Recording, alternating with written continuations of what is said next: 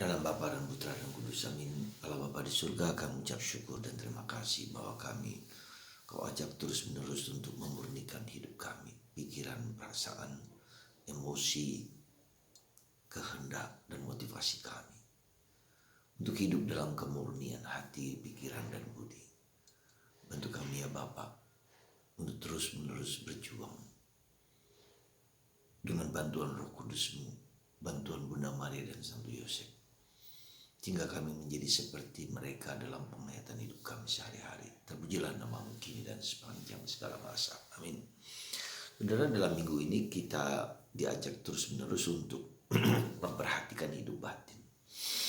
Kecaman Yesus kepada ahli Taurat dan orang Farisi itu mengingatkan kita untuk terus berjuang, untuk terus membentuk diri kita, untuk terus-menerus menyucikan pikiran kita, menyucikan mulut kita, menyucikan hati kita, dan menyucikan kehendak dan motivasi kita. Dan itu suatu proses perjuangan terus-menerus. Ya. Nah, saudaraku terkasih, mau mulai dari mana kita? Ya, mau mulai dari mana? Karena seringkali kita seperti dikatakan Yesus kepada orang Farisi, kita hanya melakukan hal-hal remeh-temeh, hal-hal yang kecil, hal-hal yang eksternal, katakanlah boleh. Meskipun hal eksternal, hal-hal lahiriah itu bukan tidak penting, selalu penting. Tapi kita harus menjadi yakin sekali lagi bahwa yang di luar itu berasal dari yang di dalam. Apa yang di dalam itu memancar keluar. Ya. Dan ini menjadi suatu tantangan, suatu kesadaran dan suatu keyakinan. Ketika kita hanya mencari yang di luar, maka pada waktunya kita akan merasa bahwa tidaklah cukup lagi. Ya, kita merasa bahwa kebahagiaan itu bukan pada sesuatu yang di luar. Kedamaian itu bukan sesuatu yang di luar, tapi sesuatu yang di dalam. Ya, karena yang di luar itu seringkali tidak bisa kita pegang, tidak bisa kita kita rangkul, kita peluk, tidak bisa lagi kita olah sendiri, karena itu akan berubah terus. Ya. Katakanlah panca indera kita, melihat, mendengar, merasa, tasting, feeling. Ya. Nah, itu semua panca indera kita itu terus berubah-ubah. Ya. Tidak stabil, bisa hari ini baik, besok lagi tidak baik. Ya, berubah, unstable. Nah, ketika kita perasaan panca indera kita itu terus memikat kita, mempesona kita, maka kita diombang-ambingkan oleh tawaran-tawaran dan godaan-godaan yang demikian berubah-ubah itu. Ya, kita bisa lihat, kita perhatikan ketika kita melihat sesuatu, kita melihat film yang bagus sekali, dengan lagu-lagu yang bagus sekali, atau kita juga merasa makan, tasting yang enak sekali, tapi itu hanya sementara.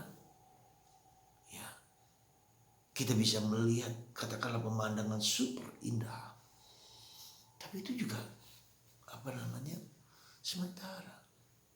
Ya. Nah, ini yang harus kita sadari dengan baik. Ya.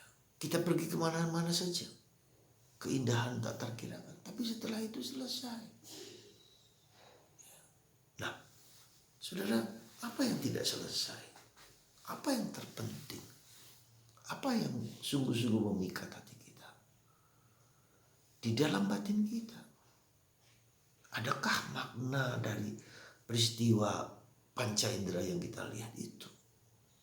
Apakah itu melekat dalam batinku bahwa ketika aku melihat pemandangan alam yang indah seperti Danau Toba, luar biasa, kita bisa mengagungkan Tuhan seperti pemazmur. Aku mengagungkan Tuhan, alam semesta, gunung-gunung, air, sungai, membawaku kepada Sang Pencipta.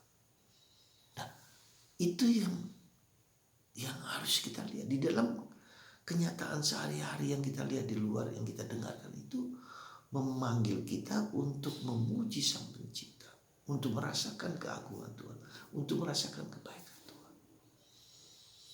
Sehingga hidup itu menjadi suatu kekaguman, so wonderful, wonderness, ya, kagum akan realitas di luar kita, apalagi di dalam batin kita. Karena itu saudaraku terkasih, Yesus hari ini mengajak kita untuk melihat apa yang terpenting dalam diri kita.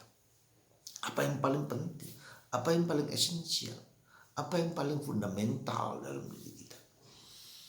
Ya, yang abadi, yang kekal. Yang kekal itu bukan hanya nanti setelah kita mati.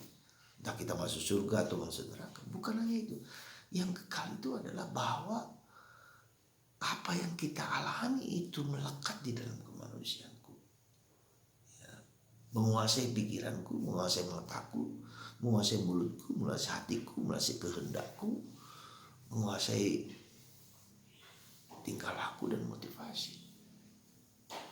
Ya, jadi saudara, semoga kecaman Yesus kepada orang Farisi dan ahli Taurat itu, terutama kami para imam, terutama kami para pemimpin agama, ya, lebih memperhatikan hidup batin kita, hidup yang membawa kita kepada pemanfaatan, kepada kekaguman, kepada keindahan, kepada Sang Pencipta. Kita hanyalah alat Tuhan yang tidak berarti sama sekali, yang pada akhirnya, pada waktunya akan habis, hilang olehnya. Maka kita juga belajar mengerti dan memahami, ya, bahwa akhirnya puritas cordis, kemurnian hati, kemurnian hidup, kesucian yang harus kita kejar, yang harus kita mohonkan, yang harus kita cari, karena itu abadi. Dan yang abadi itulah yang artinya yang diminta Tuhan, yang menjadi syarat kita untuk masuk ke kedalaman. Tuhan adalah segala-galanya akhirnya. Apakah kita mencari Tuhan? Apakah kita mencari keabadian? Apakah kita mencari sesuatu yang kekal? Jangan terpaku, terpancing kepada hal-hal yang remeh-temeh, yang kecil, sederhana. Tetapi kemudian kita membawa kepada kedamaian, kekekalan, ketenangan, kemurnian hati. Carilah kerendahan hati. Kata buah Roh Kudus bab Galatia bab 5:22.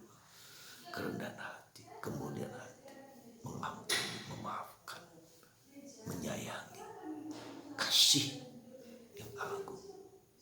Semoga Anda dan saya digerakkan oleh Roh Allah, dan Roh Allah itulah yang membawa kita kepada Roh Kudus, kepada kebaikan, kepada cinta kasih, kepada kemuliaan, kepada keluhuran, kepada kesucian.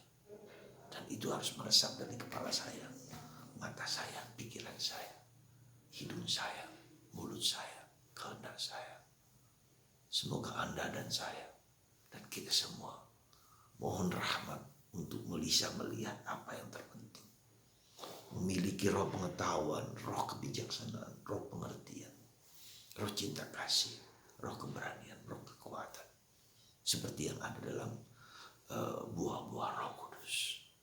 Mari kita hidup dalam roh yang membawa kita kepada kebaikan, yang membawa kita kepada Kristus, yang membawa kita kepada kesucian dan kemurnian hidup. Tuhan memberkati Anda semua dalam Bapa,